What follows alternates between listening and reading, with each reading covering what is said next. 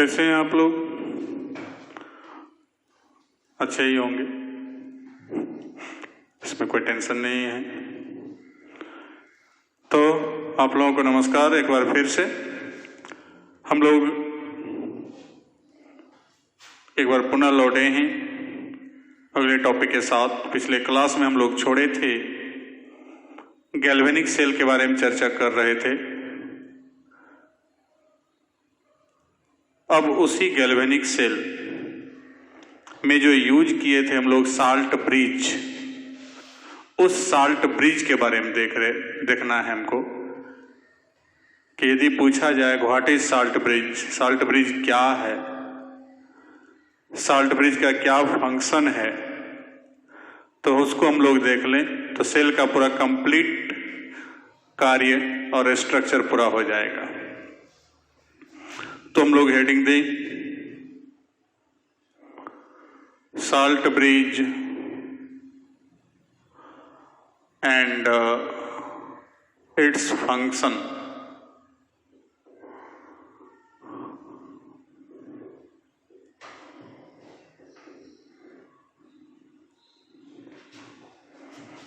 तो किसी भी गैल्वेनिक सेल या डेनियल सेल या वोल्टेइक सेल जो भी हम लोग वहां पर यूज किए, तो उसमें जो साल्ट ब्रिज का इस्तेमाल किए, तो साल्ट ब्रिज बताए थे वहां पर कि एक यू आकार का नली है जिसमें डाला जाता है KNO3, KCl या NH4NO3, तीनों में से कोई एक साल्ट का सॉल्यूशन, जो पिछले क्लास में चर्चा की है कि ये तीनों ही। तो उसका रीजन था कि तीनों इस ढंग का जो भी कंपाउंड होगा, ये तीन या और भी कोई कंपाउंड होगा, तो वो जब टूटेगा तो हम लोग जान रहे हैं कि प्लस और माइनस के रूप में टूटेगा। तो प्लस और माइनस के रूप, जैसे KCl टूटा तो K प्लस और Cl माइनस, तो ये KCl टूट रहा है K प्लस और Cl माइनस के रूप में। तो दोनों का जो है आयनिक मोबिलिटी, आयनिक गतिशीलता लगभग आपस में समान होता है, इस कारण इसका सिलेक्शन करते हैं हम लोग।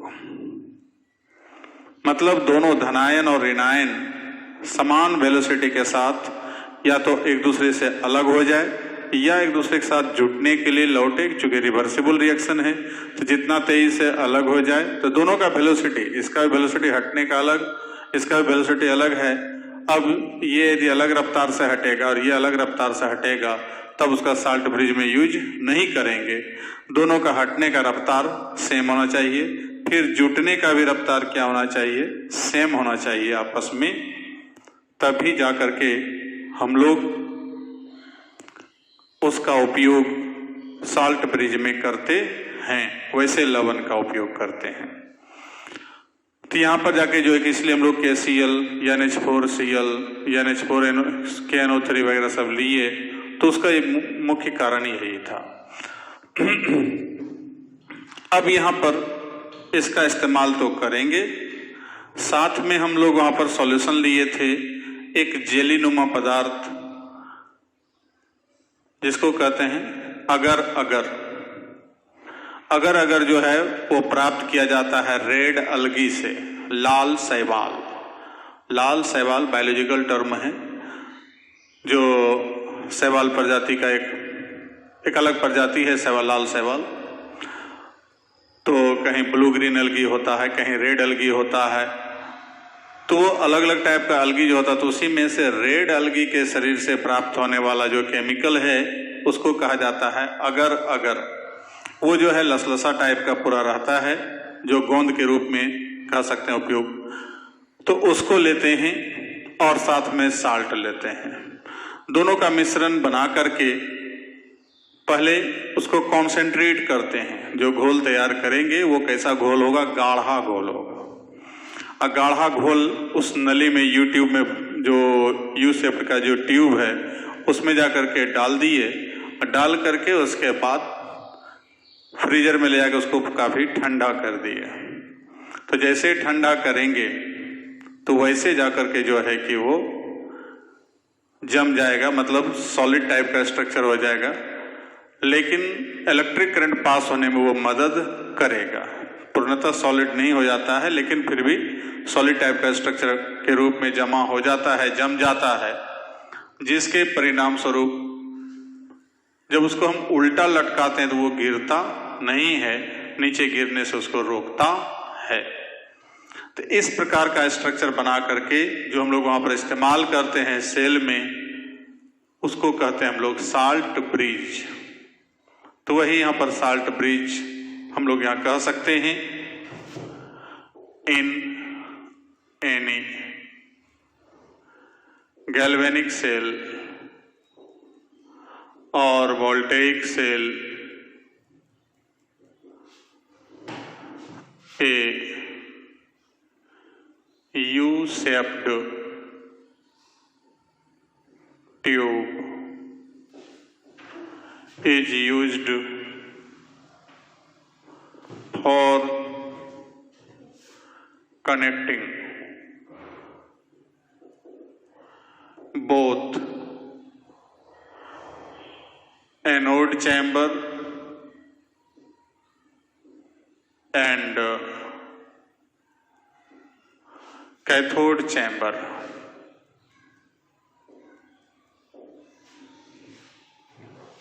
एनोड चैम्बर को और कैथोड चैम्बर को जोड़ने के लिए इसका इस्तेमाल करते हैं। In this vessel a mixture of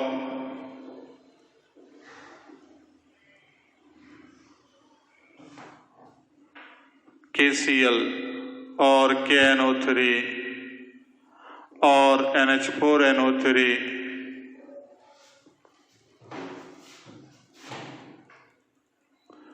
and 5% solution of agar-agar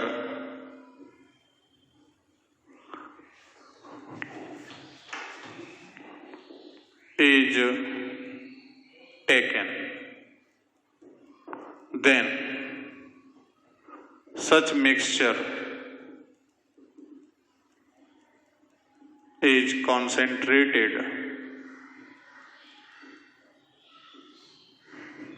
and cooled, then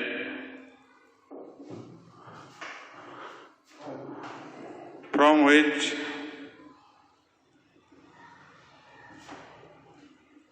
such mixture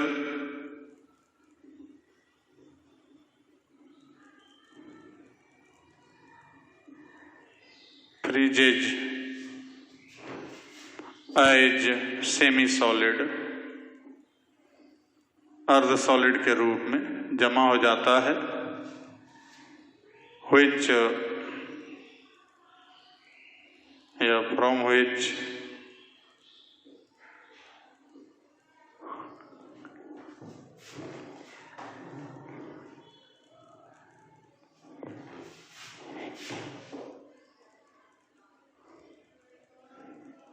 then such mixture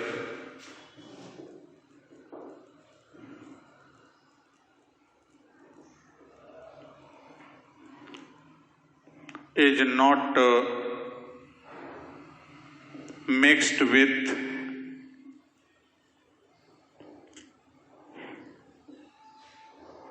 electrolyte of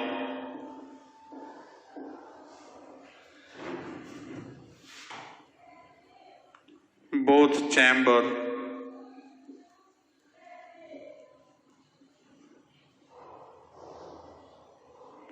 due to gravity। Gravity के कारण उसको नीचे नहीं गिरना, माने गिरना चाहिए था लेकिन गिरता नहीं है। आफ्टर रिवर्सिंग, जब उसको पलटते हैं तब। दिस स्ट्रक्चर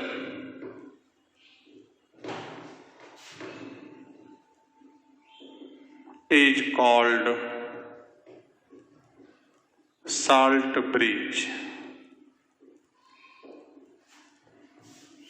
इस स्ट्रक्चर को हम लोग क्या कहते हैं? Salt bridge. फिर से एक बार समझ लें कि इन एनी गैल्वेनिक सेल या वोल्टेइक सेल, दोनों में कोई भी ले लें, a U shaped tube is used for connecting both anode chamber and cathode chamber. दोनों चैम्बर को, एनोड चैम्बर को और कैथोड चैम्बर को जोड़ने के लिए एक यू ट्यूब का, माने यू शेप्ड का ट्यूब लेते हैं। In this vessel a mixture of KCl KNO3 और NH4NO3 एंड 5% सॉल्यूशन ऑफ अगर अगर इज टेकन। नोट में हम लोग कह सकते हैं, यहां पर लिख लें एक पॉइंट, अगर अगर is obtained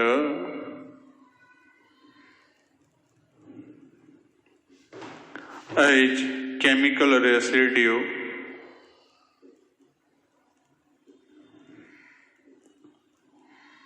from red algae, लाल शैवाल। तो लाल शैवाल से प्राप्त करते हैं अगर अगर को। तो इस प्रकार से आगे जो है कि हमको उसके साथ मिला के लेते हैं और तब उसको कॉन्सेंट्रेटेड करते हैं, थोड़ा गाढ़ा करते हैं, गर्मा करके। पूरा गर्म जब कर दिए, पूरा गाढ़ा हो जाएगा, तब उसको क्या करते हैं? अचानक कूल्ड कर देते हैं, ठंडा कर देते हैं। ठंडा करने के बाद जाके जो है कि क्या होता है, वो सेमी सॉलिड के रूप में जम जाता है, जिसके परिणाम से उसको यदि हम रिवर्स करते हैं, उल्टाते हैं नली को, तो वो गिरता नहीं है, क्योंकि ग्रेविटेशनल फोर्स उसको लगना चाहिए, उसको नीचे गिरना चाहिए था। यदि लिक्विड लेते तो गिर जाता, लेकिन वो गिर नहीं रहा है। तो इसका मेन रीजन यहाँ पर हमको क्या हो गया, वो सेमी सॉलिड के रूप में जो जम गया, जिसके परिणाम स्वरूप वो गिरना संभव उसके लिए नहीं है। इसको कहते हैं, ऐसा स्ट्रक्चर को कहते हैं हम लोग साल्ट ब्रिज। अब यहाँ पर अगर बता दिए कहां से प्राप्त करते हैं, तो रेड अलगी से प्राप्त करते हैं। तो ये था साल्ट ब्रिज किसे कहा जाता है, उसकी जानकारी। अब हम लोग देखते हैं कि साल्ट ब्रिज का क्या फंक्शन है, कैसे काम करता है।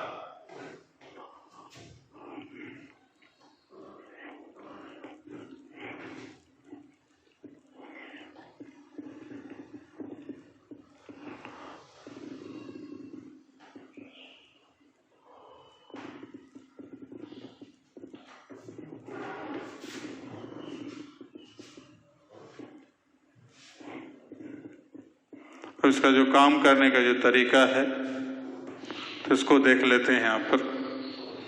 तो दोनों चैम्बर में होता क्या क्या है, पहले उसको देखें, एक बार रिवाइज करें, तो उसके बाद हमको समझ में आएगा कि क्या क्या घटना घटित वहां पर हो रहा है।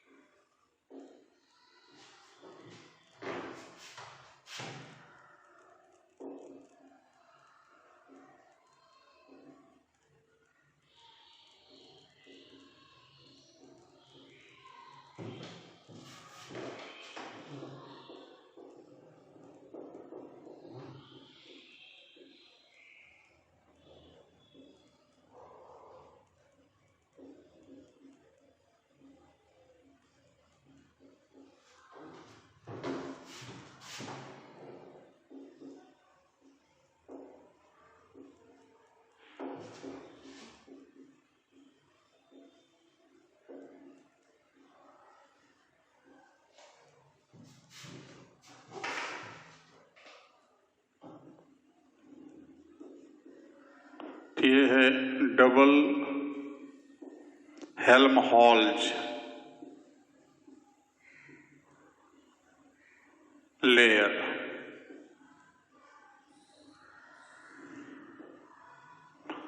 तो पिछले क्लास में हम लोग देखे कि जैसे एनोड चैम्बर है,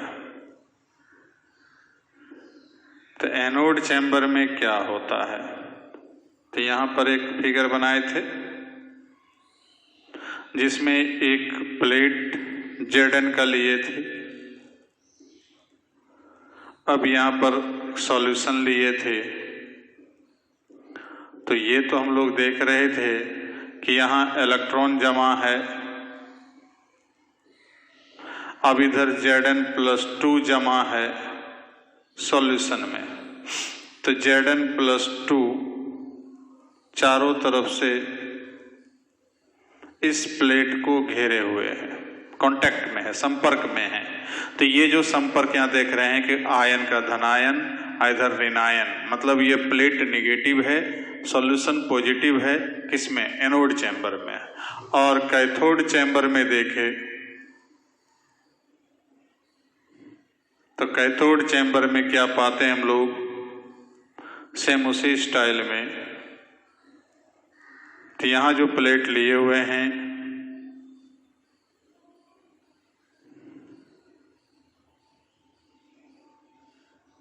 ये नेगेटिव है, लेकिन यहाँ प्लेट पर जमा है Cu+2 मेटालिक आयन।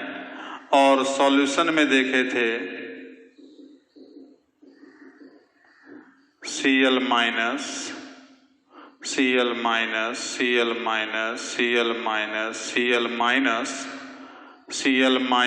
Cl-, जो यहाँ पर हमको आयन घिरा हुआ है।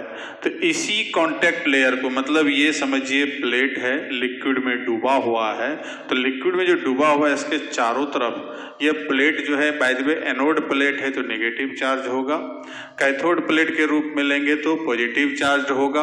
अब उसके ऊपर जो अपोजिट चार्ज, यहाँ लिखा है अभी आपको कि अपोजिट चार्ज आयंस के द्वारा क्या होता है, घिरे रहता है। तो ये घिरा हुआ जो कांटेक्ट लेयर है, संपर्क सतह है, उस संपर्क सतह को ही हम लोग बोलते हैं, ये जो कांटेक्ट लेयर यहाँ का होगा या इसका जो कांटेक्ट लेयर होगा यही होगा डबल हेल्महोल्ट्ज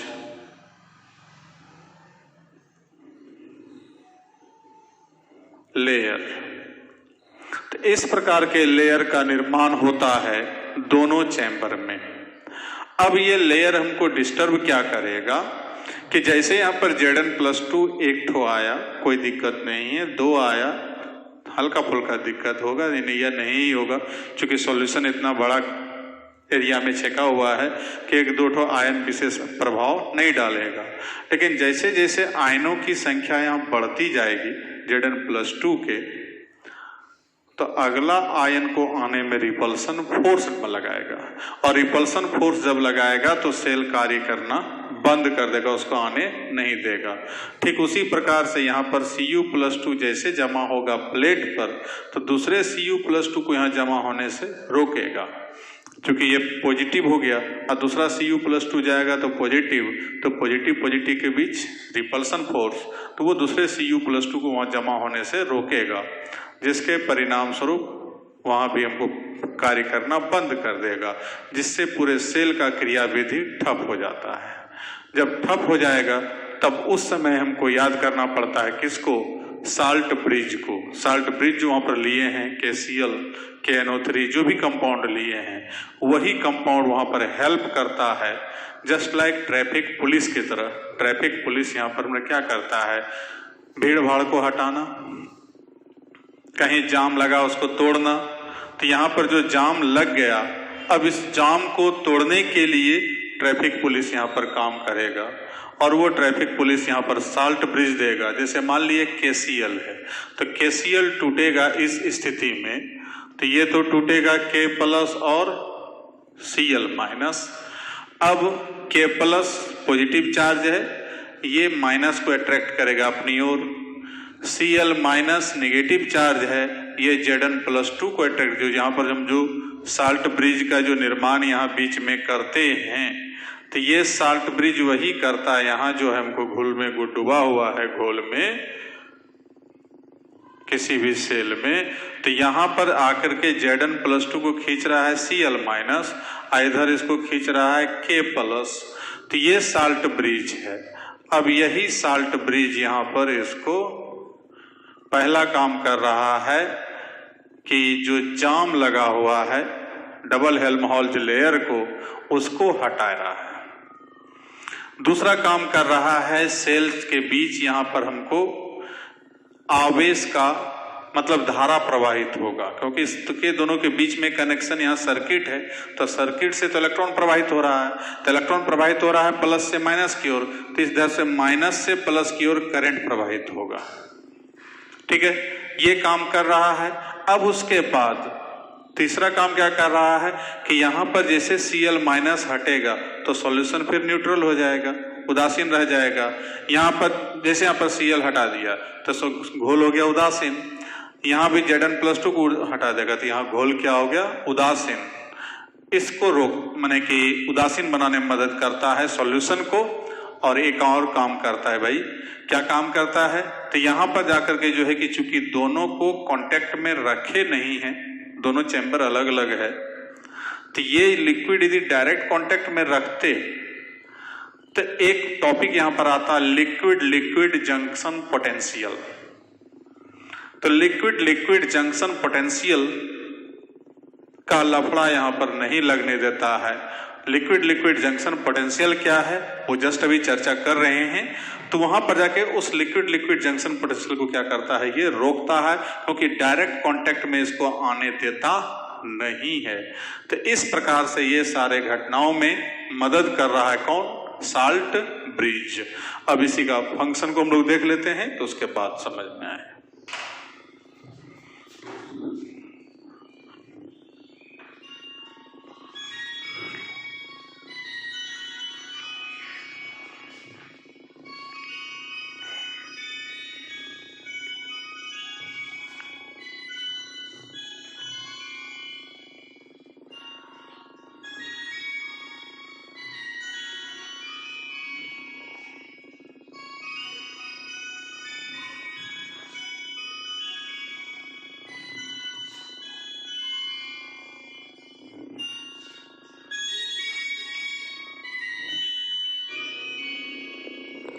तो अब यहां पर देखते हैं इसका क्या क्या काम करता है। Then salt bridge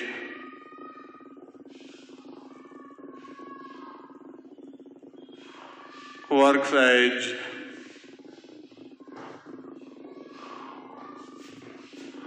number 1, it helps into passing of electric current between both chambers। पहले लिख लेते हैं,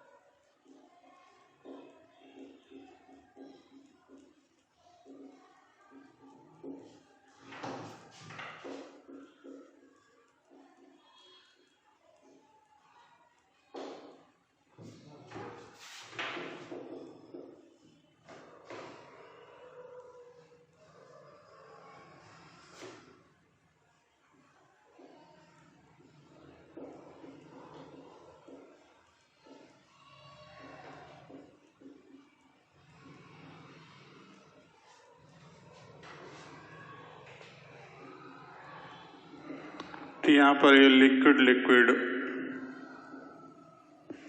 जंक्शन पोटेंशियल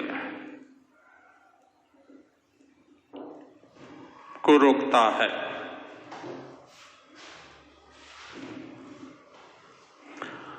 तो होता है यहां पर क्या क्या, अब चारों को समझ ले हम लोग। ये क्या है, जस्ट अभी लिखा रहे हैं इसको। तो दोनों चैम्बर के बीच इलेक्ट्रिक करंट को पास होने में मदद करेगा, कि मतलब हम लोग एनोड से कैथोड की ओर तो इलेक्ट्रॉन जा रहा है, तो इधर कैथोड से एनोड की ओर क्या हो जाएगा, इलेक्ट्रिक करंट पास होगा। क्योंकि इलेक्ट्रिक करंट हमेशा इलेक्ट्रॉन के प्रवाह के दिशा के विपरीत काम करता है। इलेक्ट्रॉन यदि एनोड से कैथोड जाता है तो ये कैथोड से इलेक्ट्रिक करंट जो है कैथोड से एनोड की ओर जाएगा। इस चैम्बर कैथोडिक चैम्बर से एनोडिक चैम्बर की ओर जा रहा है। दूसरा जो है, ये जो है न्यूट्रलाइजेशन के लिए, जो जस्ट अभी बताए कि सॉल्यूशन को न्यूट्रल बना के रखता है। जैसे दोनों के कैटायन और एनायन को हटाएगा तो वहां पर क्या होगा, सॉल्यूशन न्यूट्रल हो जाएगा। इसके अलावा दोनों लिक्विड यदि कांटेक्ट में होता तो दोनों एक दूसरे में डिफ्यूज कर जाता, मिल जाता, घुल मिल जाता, उसको घुलने मिलने से रोकता है। इसके अलावा ये जो है क्या कर रहा है, लिक्विड लिक्विड जंक्शन पोटेंशियल को भी रोकता है। अब ये लिक्विड लिक्विड जंक्शन पोटेंशियल क्या है तो उसको देख लेते हैं। तो ये था इसका फंक्शन। पहले इसका हम फंक्शन समझ गए, और ये पूरा फंक्शन जब समझ गए तब इतना काम जब करता है साल्ट ब्रिज, तब सेल मेरा सुचारू रूप से कार्य करते रहता है। तो इस प्रकार से हम लोग यहां पर finally due to salt bridge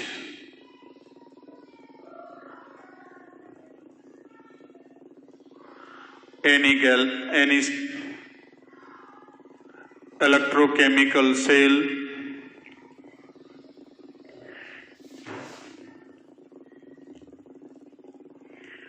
works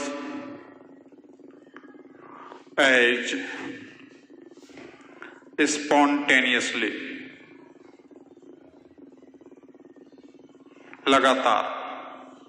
लगातार कार्य करेगा, वो बीच में रुकेगा नहीं, निर्बाध गति से कार्य करता रहेगा। तो ये काम है इसका, मतलब साल्ट ब्रिज जो हेल्प किया ये सब काम में, जिसके परिणाम स्वरूप कोई बाधा उत्पन्न नहीं होगा। तो ये था आपका कल से लेकर आज तक हम लोग देखे, पिछले क्लास से लेकर के गैल्वेनिक सेल, और जाकर के हमको जहाँ पर गैल्वेनिक सेल का क्या स्ट्रक्चर है, कैसे काम कर रहा है, क्या उसका फंक्शन का तरीका है, तो उसके बारे में हम लोग देखे। अब इसके जस्ट आगे हम लोग जस्ट देख रहे हैं लिक्विड लिक्विड जंक्शन पोटेंशियल।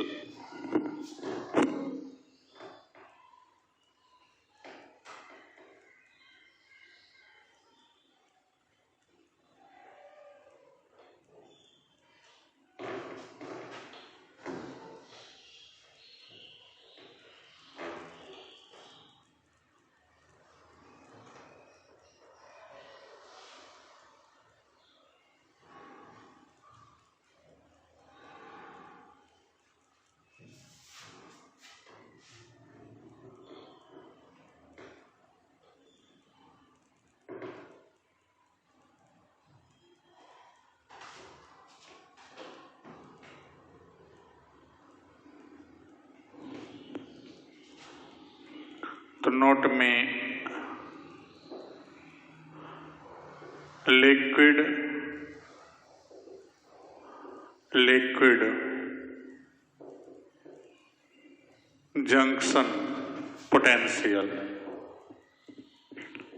तो ये क्या है, तो कहता है कि when to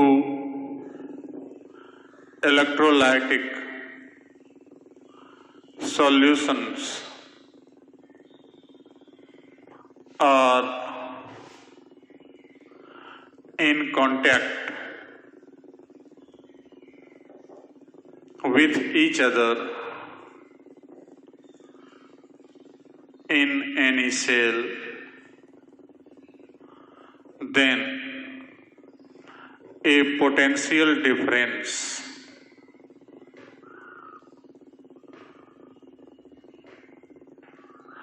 arises between both solution which is called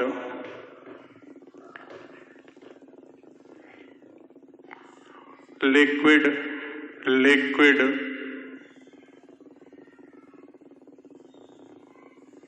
junction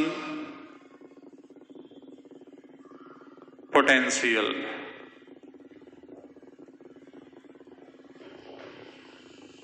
तो ये लिक्विड जंक्शन पोटेंशियल हम लोग समझ गए कि जब कोई दो वैद्युत अपघटनी का घोल, वैद्युत अपघट्य का घोल को एक दूसरे के कांटेक्ट में लाते हैं, जैसे वहां पर सेल में था।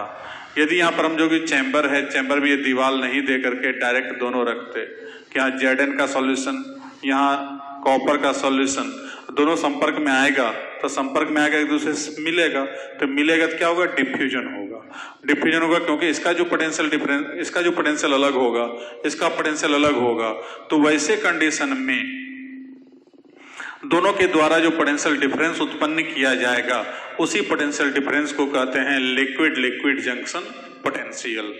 तो ये जाकर के इसी को प्रिवेंट कर रहा है, इसी को रोकता है जब हम साल्ट ब्रिज का इस्तेमाल करते हैं तब। तो ये था लिक्विड जंक्शन, इसको पहले लिख लीजिए।